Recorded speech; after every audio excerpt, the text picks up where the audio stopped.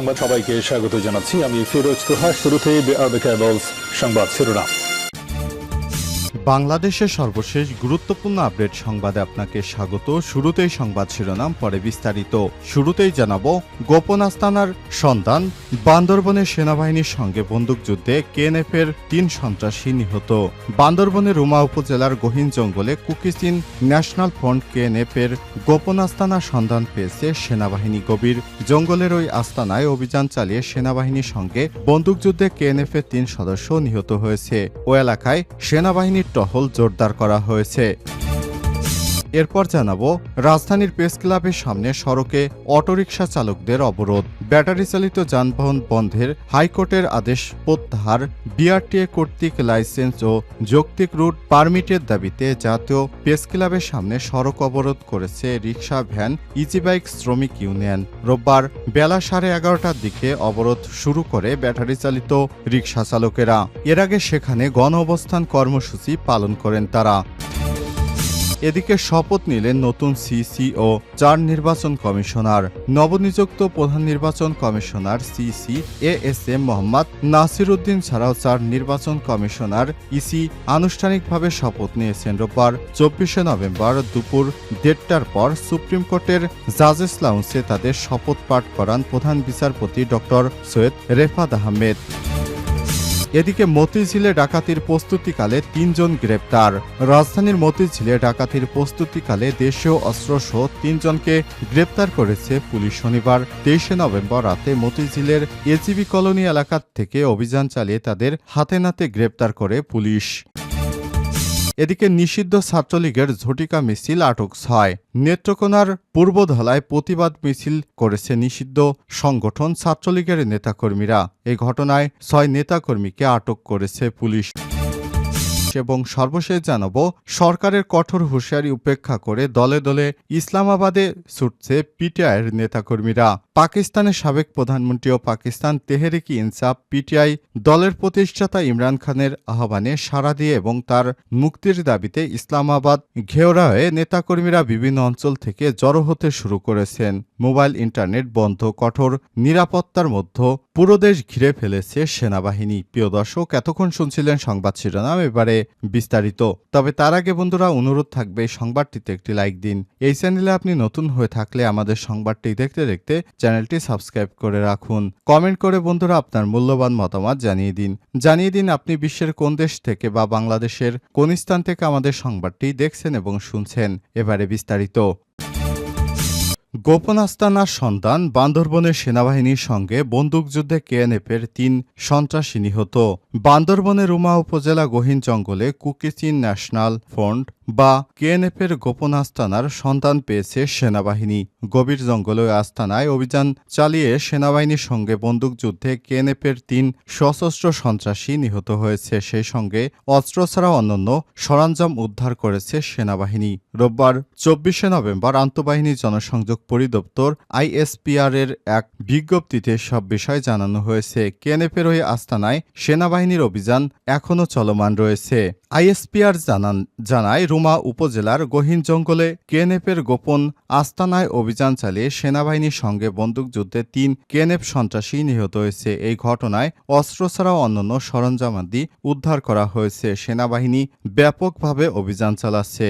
যে কোনো সন্ত্রাসীকেই সেনাবাহিনী ছাড় দিবে না বলে জানিয়েছে সেনাবাহিনীর সদস্যরা।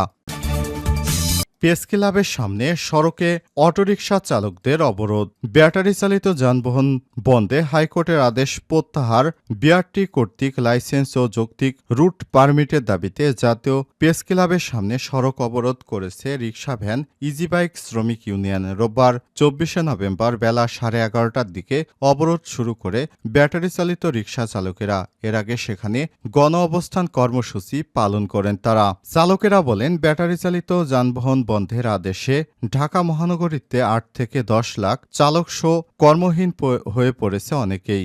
বিকল্প কোনো ব্যবস্থা না করে চলাচলে নিষেধাজ্ঞা দেওয়া হয়েছে, এটি প্রত্যাহার করতে হবে। এ সময় ব্যাটারি চালিত যানবাহন চলাচলে নীতিমালা প্রণয়ন এবং চালকদের ড্রাইভিং লাইসেন্স প্রদান ও আন্দোলনে আটক গ্রেপ্তারকৃতদের অবিলম্বে মুক্তির দাবি সহ বেশ কয়েকটি দাবি তোলেন তারা। দাবি আদায় না হওয়া পর্যন্ত লাগাতার কর্মসূচি পালনের ঘোষণা দেন তারা। গত 2 দিন কয়েকদিন ধরেই রাজধানীতে ব্যাটারি চালিত রিকশা বন্ধের সিদ্ধান্তের প্রতিবাদে সড়ক এবং রেলপথ আটকে বিক্ষোভ করেছে চালকেরা। শুক্রবার জুরাইনে আইনশৃঙ্খলা রক্ষাকারী বাহিনীর সঙ্গে তাদের পাল্টাপাল্টি পাল্টা ধাওয়া হয়। পরে পরিস্থিতি নিয়ন্ত্রণে ছোড়া হয় টিয়ারশেল। রেল লাইন অবরোধ, পদ্মা সেতু হয়ে রেল যোগাযোগ বন্ধ থাকে 4 ঘণ্টা। এ সময় চালকদের সাথে সেনাবাহিনী ও পুলিশ সদস্যদের ব্যাপক সংঘর্ষের খবর পাওয়া যায়। শপথ নিলেন নতুন সিসি ও 4 নির্বাচন কমিশনার। নবনিযুক্ত প্রধান নির্বাচন commissioner CC S M Mohammad Nasir Uddin ছাড়াও 4 নির্বাচন কমিশনার ইসি আনুষ্ঠানিকভাবে শপথ নিয়েছেন। রোববার 24শে নভেম্বর দুপুর 1:30টার দিকে সুপ্রিম কোর্টের জাজেস লাউঞ্জে তাদের শপথ পাঠ করান প্রধান বিচারপতি ড. সৈয়দ রেফাত আহমেদ। এর আগে শপথ নিতে দুপুরের দিকে সুপ্রিম কোর্ট প্রাঙ্গণে আসেন সিসি সহ 4 নির্বাচন কমিশনার। পরে আনুষ্ঠানিকতা শেষে প্রথমে নতুন সিসিকে শপথ পাঠ করান প্রধান বিচারপতি। এরপর শপথ নেন 4 নির্বাচন কমিশন। গত বৃহস্পতিবার 21শে নভেম্বর মন্ত্রিপরিষদ বিভাগ থেকে জারি করা পৃথক প্রজ্ঞাপনে তাদের নিয়োগ দেওয়া হয়। ওই দিন ইসি গঠনে সার্চ কমিটির প্রস্তাবিত নামের তালিকা থেকে অবসরপ্রাপ্ত সচিব এ এম নাসির উদ্দিনকে প্রধান সিসি করে গঠন করা হয় নতুন নির্বাচন কমিশন ইসি।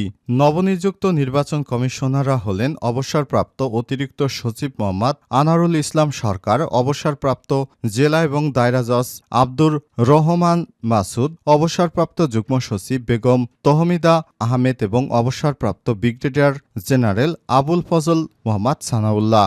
গত 29 অক্টোবর সুপ্রিম কোর্টের আপিল বিভাগের বিচারক সভাপতি জুবায়ের রহমান চৌধুরীকে প্রধান করে ইসি গঠন হয়। 6 সদস্যের সার্চ অনুসন্ধান কমিটি গঠন করে অন্তর্বর্তীকালীন সরকার। পরবর্তীতে বুধবার 20শে নভেম্বর সন্ধ্যায় বঙ্গভবনে রাষ্ট্রপতির কাছে ইসি গঠনের সার্চ কমিটির প্রস্তাবিত 10 নামের তালিকা দেওয়া হয়। পরদিন বৃহস্পতিবার 21শে নভেম্বর এই তালিকা থেকে 5 জনকে পরবর্তী নির্বাচন কমিশন ইসি গঠন করা হয়। মতিঝিলে ডাকাতির প্রস্তুতিকালে 3 জন গ্রেপ্তার। রাজধানীর মতিঝিলে ডাকাতির প্রস্তুতিকালে দেশীয় অস্ত্রসহ 3 জনকে গ্রেপ্তার করেছে পুলিশ। শনিবার 23শে নভেম্বর রাতে মতিঝিলের এজিবি কলোনি এলাকায় অভিযান পরিচালনা করে তাদের গ্রেপ্তার করা হয়। গ্রেপ্তারকৃতরা হলেন রাশেদুল ইসলাম ওরফে রাইসা ওরফে বাবু 24, 2 মোহাম্মদ নাইম 23 ও 3 মনির হোসেন মঞ্জু 28।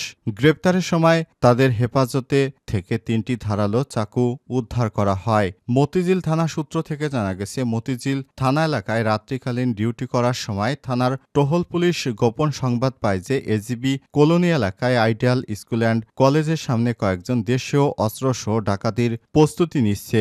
এমন সংবাদের ভিত্তিতে রাতে ঘটিকায় থানার টহল দল সেখানে অভিযান চালায়। পুলিশের উপস্থিতি টের পেয়ে দৌড়ে পালানোর চেষ্টার এক পর্যায়ে উল্লেখিত 3 জনকে হাতে নাতে গ্রেপ্তার করে পুলিশ। গ্রেপ্তারের পর তাদের কাছ থেকে 3টি ধারালো চাকু উদ্ধার করা হয়। প্রাথমিক জিজ্ঞাসাবাদে জানা যায়, গ্রেপ্তারকৃতরা ঘটনাস্থল সহ আশপাশের এলাকায় ডাকাতি করার জন্য উক্ত স্থানে সমবেত হয়ে প্রস্তুতি নিচ্ছিল। মতিঝিল থানা সূত্র থেকে আরও জানা গেছে, এই ঘটনায় গ্রেপ্তারকৃতদের বিরুদ্ধে মতিঝিল থানায় নিয়মিত মামলা করা হয়েছে। এছাড়াও তাদের বিরুদ্ধে রাজধানীর বিভিন্ন এলাকায় একাধিক মামলা রয়েছে। তাদের বিরুদ্ধে পরবর্তী আইনগত ব্যবস্থা গ্রহণ করা হবে।